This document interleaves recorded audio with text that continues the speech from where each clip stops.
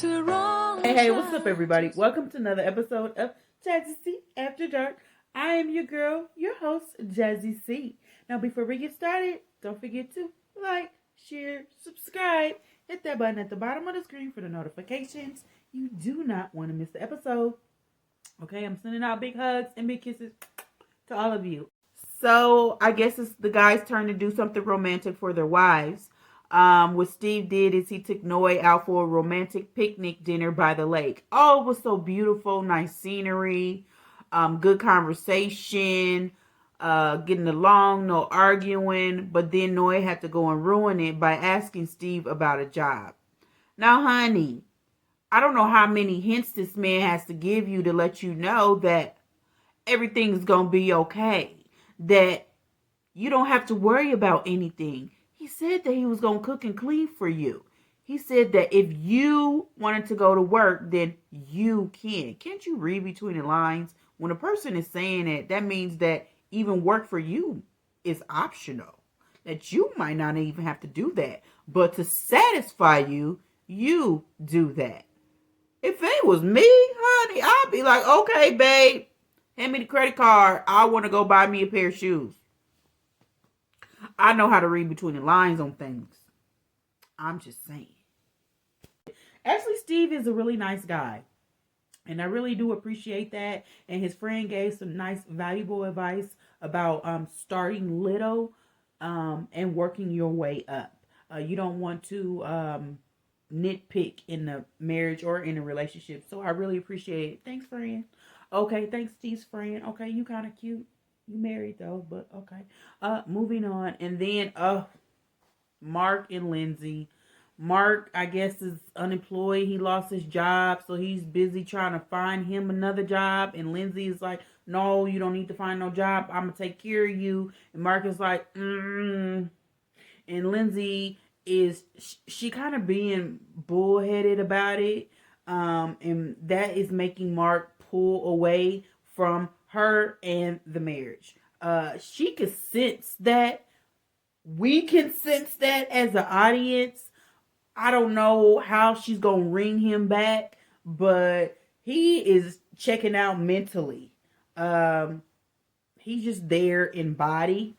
So I guess for Lindsay and Mark's date idea, Mark took Lindsay camping, and it was a nice little canopy tent that they had arranged, and Lindsay did the little campfire. It was nice. It was cool. And Mark was kind of being goofy and silly with it. They kind of interacted, and it was nice and playful. I loved it. Mark had a little a video of their wedding. It was nice, and they all had photo albums of their wedding. It was nice. It was romantic.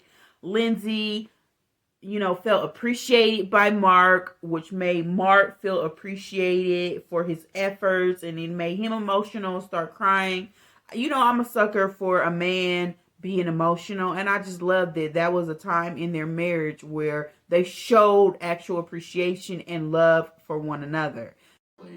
Oh, woo. I got a little teary-eyed. I'm sorry. I got a little teary-eyed when Mike was talking about how he fell for Jasmina. It's just so sweet. Y'all know I'm sensitive. It's just so sweet, And yeah, he may have lied upon coming in the marriage about how many roommates he had. And he may be secretly yelling at her, according to Jasmina, when the cameras are turned off. Right? But on camera, Michael seems so sweet and so sincere. Oh, what I can say about this whole Jasmina and how Michael set out a whole beautiful presentation with fruit and flowers and the whole wedding album and champagne glasses and champagne. It just was beautiful. I liked it. Jasmina says she's a sucker for presentation, as am I. So I just loved it. And Jasmina, girl, you are so beautiful when you smile. Oh, when you're so appreciation for your husband. it just makes you glow. Like you have a natural glow to you. Okay, so I guess for Katina and Elijah's 1 month anniversary, they're taking a gondola ride through the city. But you know what? I wish that Elijah would take that ganja ride after he gets off work, before he walks through that door to yell and fuss at his wife about cooking and cleaning and washing dishes that's in the sink. I wish that he would take that ganja ride. So in this last scene, Elijah and Katina are arguing, they're fighting, slamming doors, yelling at one another. The problem stemmed from when Elijah asked to use Katina's phone while they were all traveling to the destination for their weekly group date. So Elijah asked to use Katina's phone, and upon skimming through her phone, he discovered that she had a dating app. Now, upon confronting her, Katina, about this dating app in her phone, Katina simply said, well, babe, I forgot the app was in there. I don't even have a profile with them. It's just on my phone.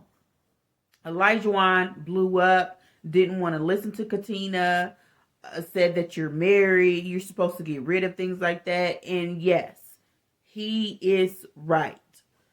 The delivery and the approach was not right. I'm not even going to say tone. The delivery and the approach of it was not right. But Elijah, you do have a point. You do make some valid points.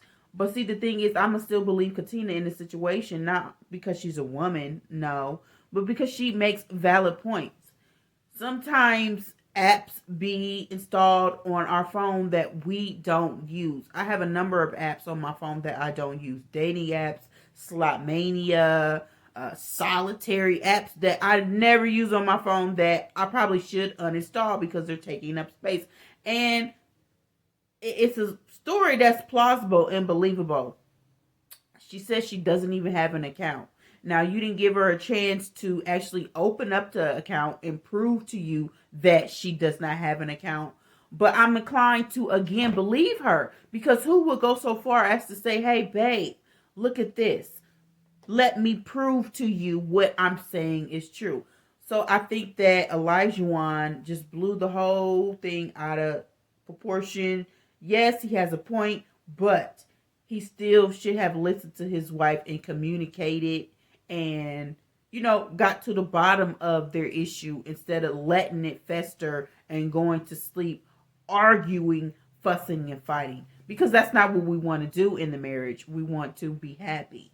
But on a brighter note, it seems that Noy and Steve are talking about creating a family, and that is always hopeful. I want to end the episode or Jazzy C After Dark on a happy note, because I believe that these couples, although they have mixed emotions most of the time about each other, they still want the best for each other. I want to believe that.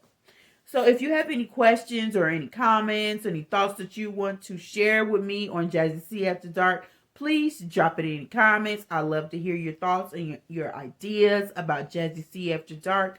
I love you guys. And don't forget to like, share, subscribe. Hit that button at the bottom of the screen for the notifications. And leave some kisses in my comments. Let me know what you think.